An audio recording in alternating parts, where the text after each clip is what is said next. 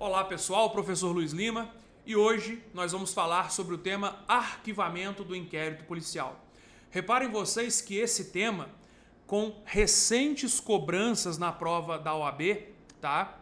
Esse tema ele tem despertado alguma discussão porque nós tínhamos uma redação, né, no Código de Processo Penal original de 1941, o pacote anticrime, Lei 13.964 de 2019, fez o quê? Alterou e o Supremo foi lá e suspendeu essa lei, tá? Mas foi julgada uma ADI, né, que nós vamos trabalhar aqui hoje, tá? E essa ADI ela deu uma nova interpretação para o dispositivo do artigo 28 do Código de Processo Penal, que trata exatamente do tema arquivamento do inquérito policial. Tudo bem? Eu inauguro lembrando a você que o artigo 17 do Código de Processo Penal não permite que a autoridade policial arquive o inquérito. Essa atribuição não é do delegado de polícia, tá? Até porque o delegado de polícia tem para si o inquérito como indispensável, tá? Perdão, indisponível. Bacana? Por que é indisponível? Ora, ele não pode arquivar o inquérito. Veja você que o inquérito é um procedimento administrativo, né, em que eu viso o quê? Coletar elementos de informação para formar a opinio delicti, a opinião sobre o delito do titular da ação penal do Ministério Público. Bacana? Então repare, se o inquérito serve para o Ministério Público, eu, delegado, não posso arquivá-lo. Por conta disso, eu tenho a chamada indisponibilidade, né? O inquérito é indisponível para a autoridade policial. Cabe ao Ministério Público requerer esse arquivamento, tá? E é aqui que começam os nossos problemas, né? Porque, de fato, nós tínhamos uma redação do artigo 28, o pacote anticrime alterou e o Supremo Tribunal Federal agora, com uma interpretação digamos, né, criticada pela doutrina, vem com uma interpretação conforme a Constituição, e é disso que eu quero falar com vocês hoje. Bacana? Então, olha só, eu compartilho rapidamente um material aqui com vocês, tá? Pra gente falar do tema aí, arquivamento do inquérito policial. Lembrando que a OAB cobrou exatamente isso em 2018 no exame 26. Tranquilo? Meus amigos, quando eu falo de inquérito policial com você e do seu arquivamento, eu quero que você tenha em conta duas coisas: a súmula 524 do Supremo Tribunal Federal e o artigo 18 do Código de Processo Penal. Tudo bem? A leitura deles comigo só para você se situar, tá joia? Deixa até eu aparecer no cantinho aqui para você, só para a gente estar juntos aqui na leitura do dispositivo. Ó, súmula 524. Arquivado o inquérito policial por despacho do juiz, a requerimento do promotor de justiça, não pode a ação penal ser iniciada sem novas provas. Eu gostaria de destacar isso aqui. E agora passo a leitura do artigo 18 para vocês do Código de Processo Penal. Note que eu não estou aqui para fazer você perder seu tempo, né? Também foi cobrado em 2021 no exame 32, tá? O que diz o artigo 18, professor? Depois de ordenado o arquivamento do inquérito pela autoridade judiciária, por falta de base para a denúncia, a autoridade policial poderá proceder a novas pesquisas se de outras provas tiver notícia. Tranquilo? Só aqui comigo um instante. Reparem vocês o seguinte: arquivei o inquérito, tá? Eu posso voltar e dar sequência nas investigações? Sim, de acordo tanto com a súmula 524 do Supremo Tribunal Federal, como também de acordo com o artigo 18 do Código de Processo Penal. Agora, eu quero projetar você aqui, além da leitura da lei de súmula, para você entender exatamente o que a prova da Ordem dos Advogados do Brasil quer de você. Meus amigos, entenda o seguinte: é essa frase que você tem que levar, tá joia? Para sua prova da OAB. A decisão de arquivamento do inquérito policial, ela só faz coisa julgada formal. Percebeu? Professor, entendi. Ouvi, mas não entendi porra nenhuma. O negócio é o seguinte: quando eu falo de coisa julgada formal, o que eu estou dizendo para você é que a decisão ela se limita somente àqueles argumentos que ela trouxe. Então veja, a decisão fica somente dentro do processo. O que significa dizer que se eu acho outros motivos fora do processo, eu posso dar sequência nas investigações, tá? Mas cuidado, existem decisões de arquivamento que vão fazer com que a investigação não possa continuar. Quer ver um exemplo? O Ministério Público está convencido de que a pessoa agiu em legítima defesa. Ora, o Ministério Público pede o arquivamento, o juiz defere e não é mais possível trazer qualquer tipo de nova investigação. Tranquilo? E vou além. Imagine você que o Ministério Público decide pela atipicidade da conduta. Da mesma maneira, não faz sentido você voltar a investigar o fato. E se aconteceu a prescrição do delito? O mesmo raciocínio se aplica. Então repare, existem decisões de arquivamento que vão fazer coisa julgada formal dentro do processo, também chamado de endoprocessual. Se acontecer assim, eu posso fazer investigação se aparecerem novas provas. Bacana? E o processo será desarquivado. Entretanto, se houver uma decisão de arquivamento exatamente por força da atipicidade, da exclusão da ilicitude ou mesmo da prescrição, eu não posso mais investigar esse fato. Bacana? É claro que para te dar um conforto interno agora, isso está devidamente anotado no nosso material. Olha aqui, ó. Meus amigos, primeiro fiz questão de destacar para você, afinal de contas, o que é coisa julgada formal, né? É o impedimento de modificação da decisão por qualquer meio processual dentro do processo. É como se eu dissesse para você, fora do processo, dá para mexer, né? Dentro do processo em que foi proferida a decisão. A gente fala de decisão endoprocessual. Tudo bem? Tranquilo? Pois bem, quais são os fundamentos da decisão de arquivamento que faz a coisa julgada formal? Ou seja, deixa eu aparecer no cantinho aqui para você. Ou seja, olha a pergunta que eu estou te fazendo. Quais os fundamentos da decisão de arquivamento fazem coisa julgada formal? Ou seja, quais fundamentos da decisão permitem que o fato possa ser investigado de novo? Sacou? E são só dois, meu irmão. São só dois, caro OABeiro. Não estão presentes os pressupostos processuais, né? De repente, falta de materialidade, né? Não tem indício de autoria, não tem prova da materialidade, tá? A pessoa que ofereceu não é legítima para tanto, a pessoa que está investigando não é legítima para tanto, por exemplo. Ou a ausência de justa causa para o exercício da ação penal. Esse caso vai cair exatamente no artigo 18 e súmula 524 do CPP. Me acompanhou? E claro, para te vacinar, eu dou sequência no seguinte, ó. E o que é coisa julgada material? A autoridade que torna imutável a decisão além dos limites do processo em que foi proferida, também chamada de exoprocessual, né? Temas esse que eu não vou mentir para você, apesar do meu despeito, aprendi lá no processo civil, né? Tive a honra, minhas homenagens aqui, de ser formado em processo civil na UFJF, juntamente com o professor Márcio Faria, né? Um ícone do processo civil brasileiro. Pois bem, meus caros, se eu tenho um arquivamento por atipicidade da conduta, por existência manifesta de exclusão da ilicitude, por existência manifesta de exclusão da culpabilidade, ou por extinção da punibilidade, eu não posso mais investigar esse caso. E foi isso que a OAB cobrou de você.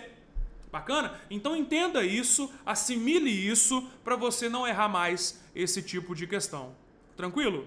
Pois bem, eu volto aqui então para a nossa aula, para a câmera junto com você, para dizer o seguinte, ó. Professor, entendi. Bacana. Beleza, então. Esse ponto é fundamental. Agora entenda comigo o seguinte.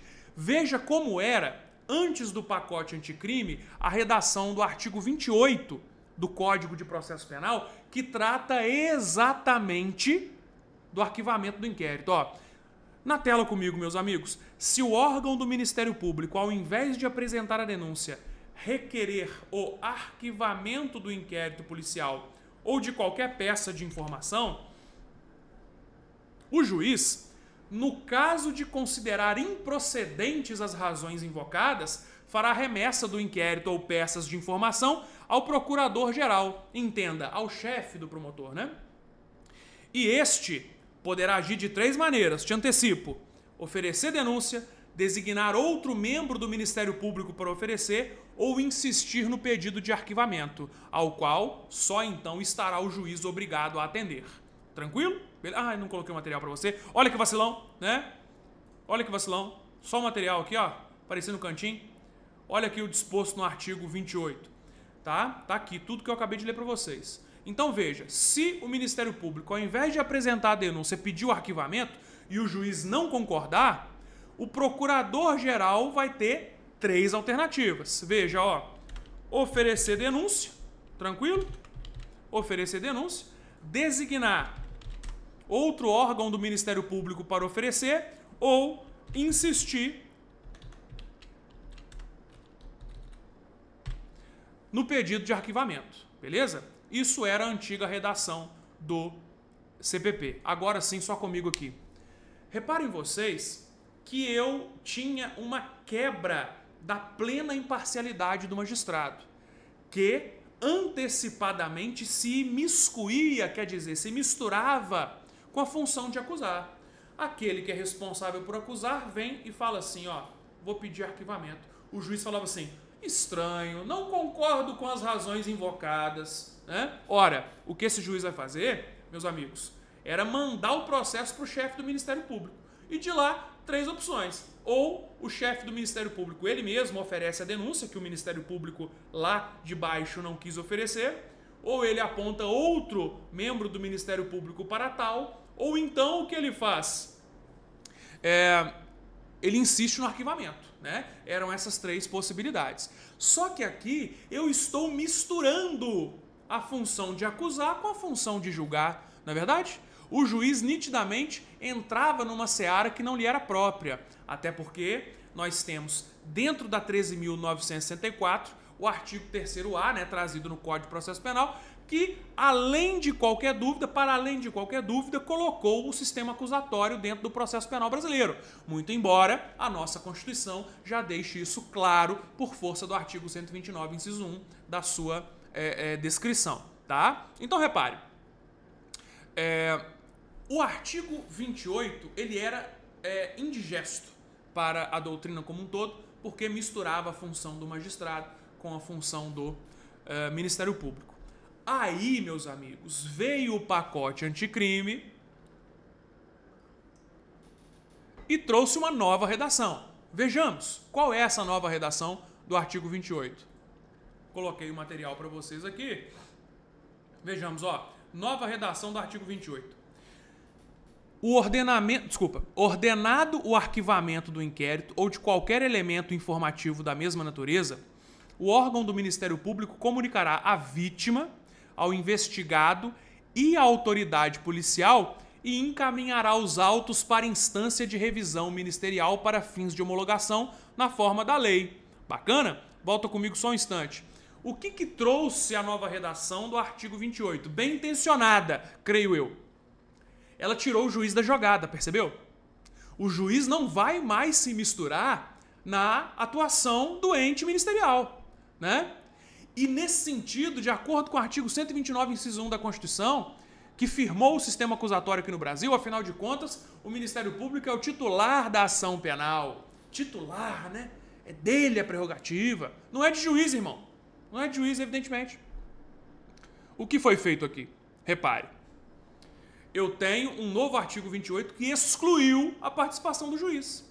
E veja que interessante. Valorizou a participação da vítima. Já pensou? Você toma uma coça na rua, abre o inquérito, vai ao Ministério Público e arquiva. Você, vítima, não tem interesse em recorrer desse arquivamento? É óbvio que sim, né? E nesse ponto, meus amigos, interessantíssima previsão do artigo 28 em sua nova redação. Afinal de contas, trouxe a vítima para participar. Até aqui, perfeito. Só que as associações do Ministério Público se insurgiram contra essa redação, né? Entenda, ficaram pé da vida com essa redação, porque agora todo arquivamento vai subir. Reparou? Antigamente, se você me permitir voltar no material, né? Olha só o que eu tinha. Quando houver discordância do juiz discordar aqui das razões invocadas, aí sim eu faço a remessa do inquérito para o procurador-geral, beleza? Agora, na nova redação do 28, o que acontece? Eu sempre vou mandar para a instância de revisão ministerial. Não tem mais condição nenhuma, tá percebendo? Então, basicamente, o que eu tô tendo aqui nessa nova redação do artigo 28? Antigamente, alguns arquivamentos subiam quando o juiz discordava, né? Pessoal, agora todo arquivamento vai subir. E por conta disso, a gente gerou aqui para os titulares aí das procuradorias, né? Os procuradores gerais, melhor dizendo, um incômodo muito grande, porque vão ter muitos processos, né? O professor Renato Brasileiro de Lima, ele traz inclusive algumas estatísticas sobre isso no manual de processo penal dele, volume único, né? Excelente obra, brilhante obra, sempre digna de destaque, tá bem? Então repare, essa é a grande questão. Entraram com uma impugnação alegando a inconstitucionalidade desse artigo, tá? E aí, pessoal, esse artigo, né, do 28 ainda prevê o seguinte, muito interessante isso, muito rico, né? Olha só, se a vítima ou representante legal não concordar com o arquivamento, poderá, no prazo de 30 dias do recebimento da comunicação, submeter a matéria à revisão de instância competente, conforme dispuser. É dizer para você o seguinte, ó, a vítima agora pode recorrer se não concordar com o arquivamento. É sensacional, fantástico. Até aqui tudo bem, tá? Volte comigo só mais um instante aqui no material. E aqui ainda, ó, nós temos no parágrafo 2º, né? Se eu tenho a prática de um crime vago, o que é isso, professor? É um crime que não tem uma pessoa específica na sua como vítima, né? Sujeito passivo. E aí a gente fala crime vago. Crimes que tem como vítima o Estado, a União, né? O Distrito Federal, os municípios, tá? Porque em crimes contra esses entes, né? A revisão do arquivamento pode ser provocada pela chefia do órgão a quem couber a representação judicial. Então, por exemplo, um crime contra o município, o chefe da procuradoria. O chefe da procuradoria daquele município. Tudo bem? Tranquilo? Mas vamos ver o que o Supremo fez. Resumo da ópera. Antigamente, né, você tinha o juiz participando do arquivamento. Veio o novo texto e tirou o juiz da jogada. Vem o Supremo e fala o seguinte, não, como assim o juiz está fora da jogada, ô legislador? Eu preciso participar desse negócio aí. E o Supremo usou, a meu ver, embora respeitáveis argumentos, né, argumentos que não superam a dicotomia em que eu preciso estabelecer um afastamento do órgão julgador, tá, referente aos casos envolvendo atuação ministerial. Percebe? Então, basicamente, o que eu estou dizendo para você? Aquilo que tinha sido melhorado, o Supremo voltou atrás, tá? Incluiu o juiz de volta, né? Eu ia falar juiz de fora. Incluiu o juiz de volta, tá? Dando aí uma chamada interpretação conforme a Constituição, né? Basicamente, o Supremo alegou o quê? Ora, eu não posso excluir o Poder Judiciário da apreciação dessas questões, porque senão eu estou violando o princípio da inafastabilidade jurisdicional, né? O Supremo falou também o seguinte, houve uma incongruência na lei, porque no disposto, salvo engano, no artigo 3º-B do Juiz das Garantias, fala que o magistrado tem que tomar conhecimento de todos os atos que acontecerem no inquérito, e o arquivamento é um deles, né? Enfim, eu trouxe aqui para vocês a ementa, né, para que a gente possa fazer a leitura, tá? Vejam vocês que a ementa desse julgado ela é muito maior, porque ela decide várias questões, mas eu trouxe mais propriamente o item 7, tá? Que fala dessa parte do arquivamento que eu estou tratando aqui com vocês. Bacana? Vamos à leitura. Artigo 28, arquivamento do inquérito pelo Ministério Público, ato unilateral, afastamento do controle judicial, submissão apenas a instâncias internas de controle. Quer dizer, eu estou com controle apenas do Ministério Público, né? Tirei o juiz fora. É isso que está falando aqui. Atribuição unicamente à vítima e à autoridade policial do poder de provocar a revisão do ato. Inconstitucionalidade. Interpretação conforme a Constituição. É isso que o Supremo cravou. Vamos ver aqui os argumentos, ó. A nova sistemática do arquivamento de inquéritos, de maneira louvável, criou um mecanismo de controle e transparência da investigação, pelas vítimas de delitos de ação penal pública. Com efeito, a partir da redação dada ao artigo 28 pelo pacote anticrime, passa a ser obrigatória a comunicação da decisão de arquivamento à vítima, né? Comunicação que, em caso de crimes vagos, será feita aos procuradores e representantes legais dos órgãos lesados, bem como ao investigado e à autoridade policial, antes do encaminhamento dos autos para fins de homologação para a instância de revisão ministerial. Por outro lado, ao excluir qualquer possibilidade de controle judicial sobre o ato de arquivamento da investigação, a nova redação violou o princípio da inafastabilidade da jurisdição, previsto nos termos do artigo 5º, inciso 35 da Carta Maior. Há manifesta incoerência interna da lei, porquanto, no artigo 3º-B, determinou-se expressamente que o juiz competente seja informado da instauração de qualquer investigação criminal. Como consecutário lógico, se a instauração do inquérito deve ser cientificada ao juízo competente, também o arquivamento dos autos precisa ser-lhe comunicado, não apenas para a conclusão das formalidades necessárias à baixa dos autos na secretaria do juízo, mas também para a verificação de manifestas ilegalidades ou ainda manifesta a atipicidade do fato a determinar a decisão judicial com arquivamento definitivo de investigação. A jurisprudência do Supremo Tribunal Federal orienta-se no sentido da necessidade e legitimidade constitucional do controle judicial do ato de arquivamento, com o fito de evitar possíveis teratologias. Teratologias, entendam aqui, bizarrices, né?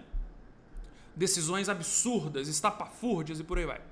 Em decorrência destas considerações, também o parágrafo 1º do artigo 28, ao dispor que, se a vítima ou seu representante legal não concordar com o arquivamento, pode, no prazo de 30 dias do recebimento da comunicação, submeter a matéria à revisão da instância competente do órgão ministerial, conforme dispuser a respectiva lei orgânica.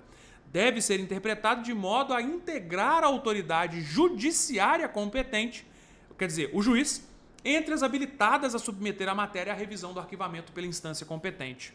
Por todo o exposto, conferiu-se interpretação conforme a Constituição para assentar que, ao manifestar pelo arquivamento do inquérito ou de qualquer elemento informativo da mesma natureza, o órgão do MP submeterá sua manifestação ao juiz competente e comunicará a vítima ao investigado e à autoridade policial, podendo encaminhar os autos para o procurador-geral ou instância de revisão ministerial, quando houver, para fins de homologação na forma da lei, vencido em parte o ministro Alexandre de Moraes, que incluía revisão automática em outras hipóteses. Ao mesmo tempo, assentou-se a interpretação conforme do artigo 28, parágrafo 1º, para assentar que, além da vítima ou do seu representante legal, a autoridade judicial também pode submeter matéria à revisão de instância competente do órgão ministerial, caso verifique patente ilegalidade ou teratologia no ato do arquivamento. Isso foi o julgamento da ADI 6298, de relatoria do ministro Luiz Fux, apreciada pelo Tribunal Pleno, julgada em 28 de agosto de 2023, né? Divulgação em 18/12/23, com publicação em 19/12/23. Tudo bem? Tranquilos? Então, pessoal, vejam que tema rico, né, para ser cobrado em provas para vocês. Tudo bem? Belezinha? Meus caros, sempre uma satisfação passar por aqui. Curta, comente, compartilhe, se inscreva no canal, que mais vídeos como esse virão aqui. Até já!